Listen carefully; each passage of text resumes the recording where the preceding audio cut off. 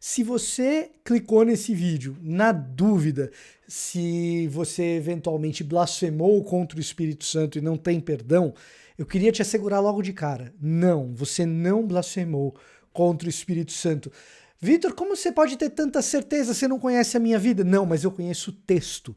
E é isso que a gente vai fazer hoje. A gente vai olhar pro texto bíblico e a partir do texto bíblico você vai ver que você não blasfemou contra o Espírito Santo. Esse é o vídeo de hoje. Muita gente volta e meia me pergunta sobre isso e eu quero ter registrado um lugar específico que eu sempre encaminho as pessoas para quando essa dúvida aparecer. Portanto, se você conhece alguém que volta e meia te atormenta com essa dúvida, ou se você está atormentado com essa dúvida, você está no vídeo certo. Se você conhece alguém que é atormentado com essa dúvida, pode mandar esse vídeo para essa pessoa também, beleza? Eu tenho feito isso com alguns temas, fiz com jejum umas semanas atrás, hoje é esse da blasfêmia com o Espírito Santo. Antes de qualquer coisa, se você não me conhece, olá, eu sou Victor Fontana, esse aqui é o meu canal, ele pode ser um pouco seu também, para isso basta que você se inscreva nesse canal, ative as notificações, deixe o seu like, deixe o seu comentário, tudo isso é extremamente relevante se você gosta de Bíblia, de teologia, porque quando você clica no botão de se inscrever, de se tornar membro, que tem conteúdo exclusivo, ou de notificações e o like, deixa o seu comentário, o YouTube identifica que você gosta desse tipo de conteúdo e passa a recomendar esse tipo de conteúdo para você. Portanto, limpe o seu feed, tem um feed baseado em Bíblia, baseado em teologia. Dá o seu like, deixa o seu comentário aqui, se inscreve nesse canal. Dito isso, vamos falar um pouquinho sobre a passagem em que aparece essa ideia de blasfêmia contra o Espírito Santo pela primeira vez. Ela aparece em Marcos, em Mateus e em Lucas, tá? Cronologicamente falando, a gente sabe que a redação de Marcos é anterior à de Mateus e de Lucas. É o que a gente chama na academia de prioridade marcana. Marcos foi escrito primeiro, Mateus e Lucas usam o documento de Marcos para escreverem os seus evangelhos. Dito isso, aqui em Marcos, a passagem que fala sobre blasfêmia contra o Espírito Santo é a passagem do versículo 20 até o versículo de número 30. E é importante que a gente leia a passagem inteira para que o contexto literário te leve a entender o que é a tal blasfêmia contra o Espírito Santo.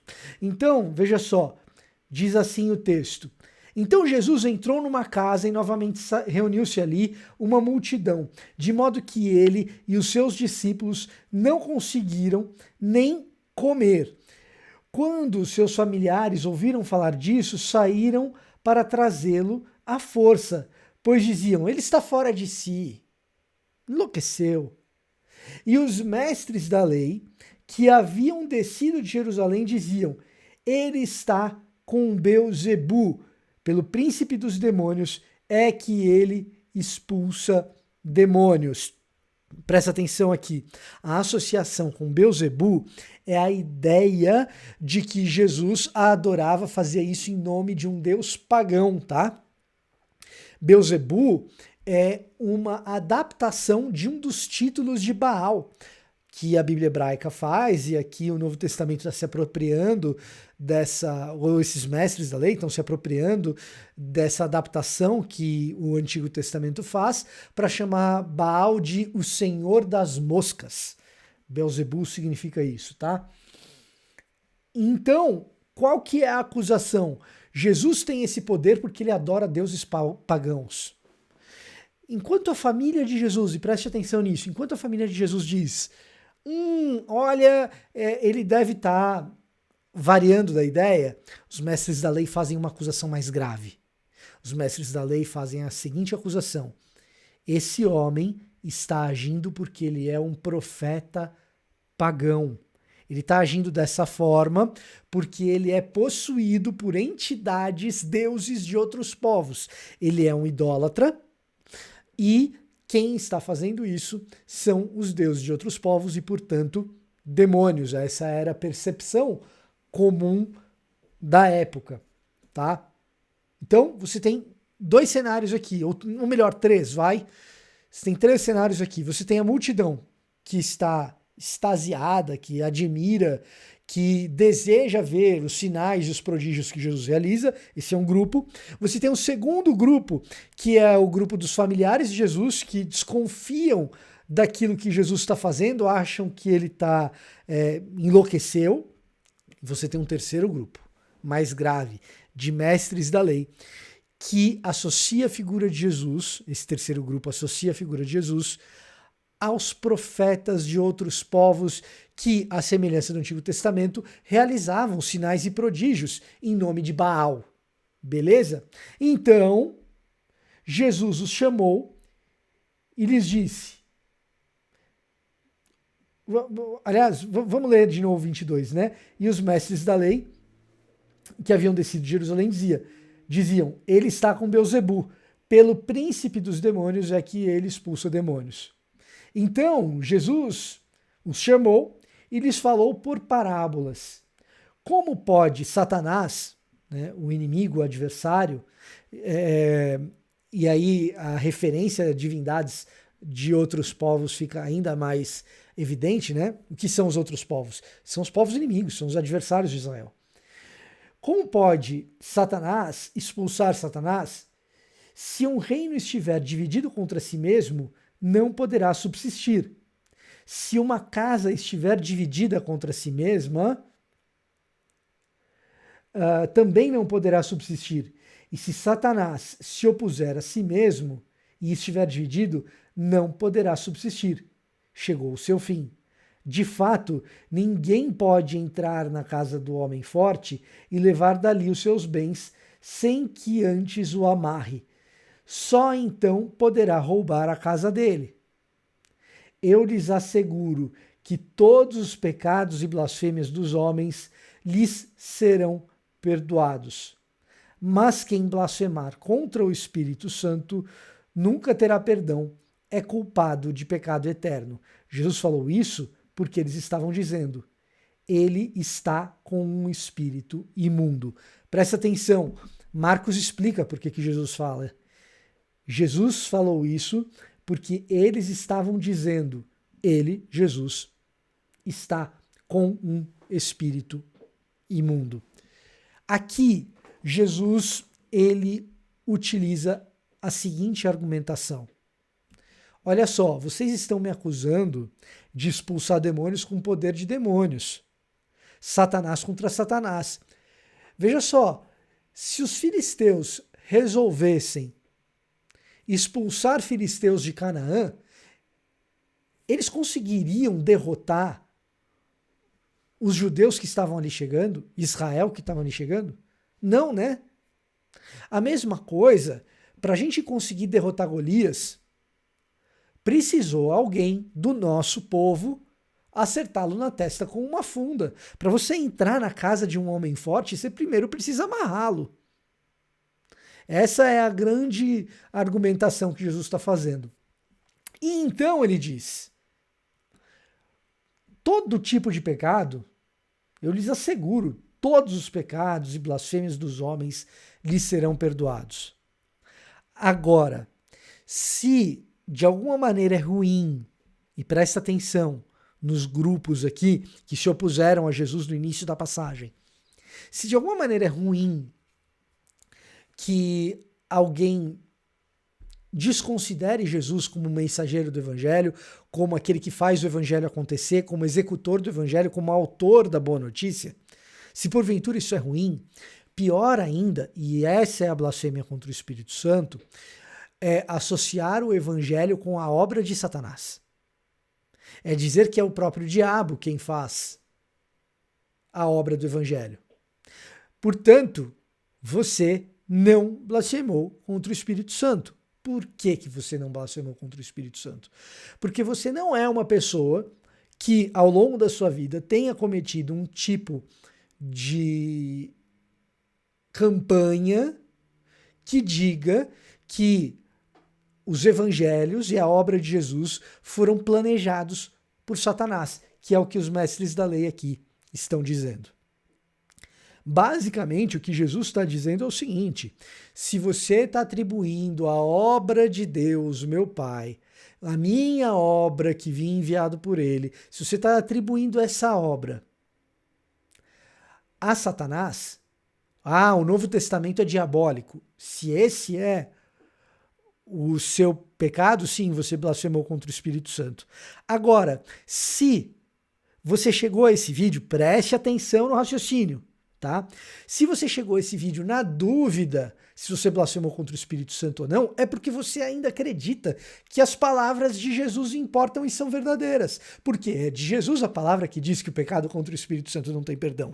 Se você acredita que as palavras de Jesus são verdadeiras, logo você não atribui a Satanás a obra do Evangelho e as palavras de Jesus. Portanto, você não conta entre as pessoas que blasfemaram contra o Espírito Santo.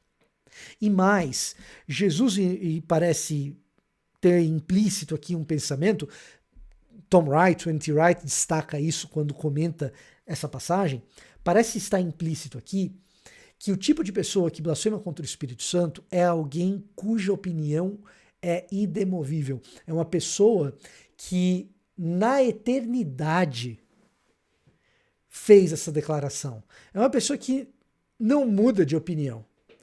É uma pessoa que, ao declarar que o evangelho é obra do capeta, não fica na dúvida. É um pecado com consequências eternas. Ou, como diz o texto aqui, é culpado de pecado eterno. Em outras palavras, se você está se perguntando, na dúvida, poxa, será que esse é um pecado que eu cometi? Não, esse aqui é muito claro, inclusive é pecado para gente teimosa, não é pecado para quem está na dúvida. É alguém tão teimoso, tão obstinado, que é capaz de atribuir a obra de Jesus ao capeta e não vai mudar de ideia quanto a isso. É esse o pecado que não tem perdão. Veja só, nem os ateus mais radicais que eu conheci chegaram a afirmar tal coisa, que a obra de Jesus é obra de Satanás.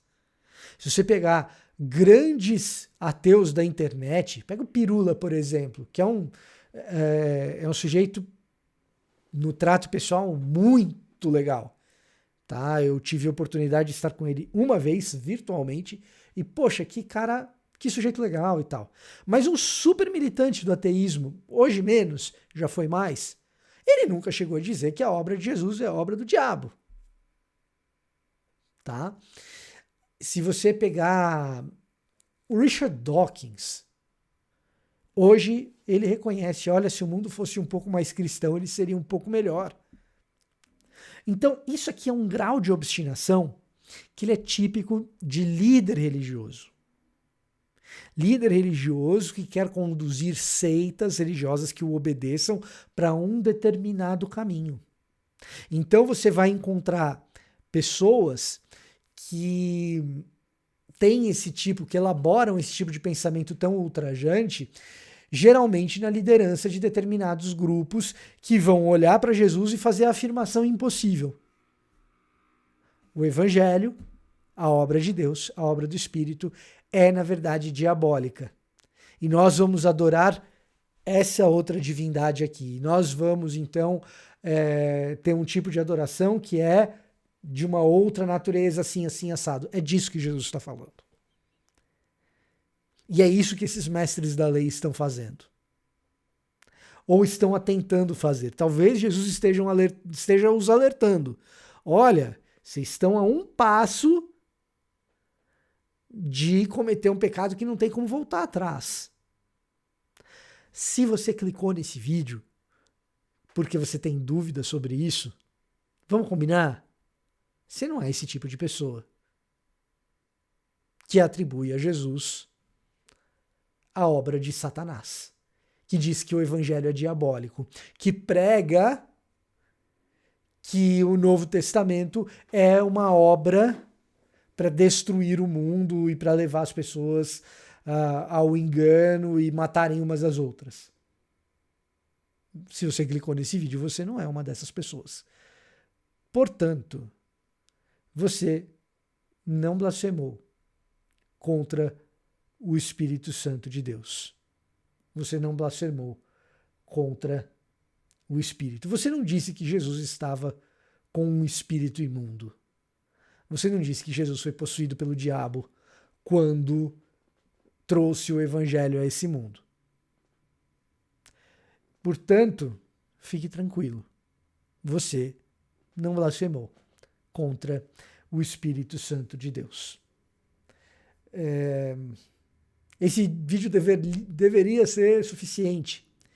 E eu sei que para algumas pessoas não é. Então, se você ficou até o fim desse vídeo e ainda assim tem essa dúvida, eu queria te fazer um convite, na verdade um desafio. No lugar de continuar se torturando com essa dúvida e procurando mestres que digam para você o que fazer e como fazer, eu queria te fazer um convite. E esse convite é uma possível avaliação de como você tem pensado o mundo. Outras pessoas podem te ajudar nesse processo. Um terapeuta cristão, um psicoterapeuta cristão pode te ajudar muito nesse processo. Por que que eu estou dizendo isso? Porque com alguma frequência, pode não ser o seu caso, mas com alguma frequência, as pessoas que me procuram pessoalmente com essa dúvida específica, elas, muitas vezes, é uma frequência bem alta, elas sofrem e vêm a descobrir depois de transtorno obsessivo compulsivo, o TOC religioso. Então, talvez seja o caso de você investigar se é isso que está acontecendo com você. É um alerta que eu preciso fazer. Se você ainda assim chegou a esse vídeo e não tem nenhuma dessas dúvidas, é porque você gosta muito de teologia desse canal. E se esse é o caso, eu faço um outro convite, que você passe aqui na descrição desse vídeo e dê uma olhadinha no meu roteiro de estudos bíblicos e teológicos. Esse roteiro, ele é nada mais do que uma planilhazinha. Essa planilha é uma enorme curadoria que eu faço de toda a literatura de teologia disponível em língua portuguesa, daquilo que é bom e que eu gosto e que eu indico, para que você leia esses livros na sequência. E lendo na sequência, você seja capaz de construir um arcabouço teológico e exegético sólido.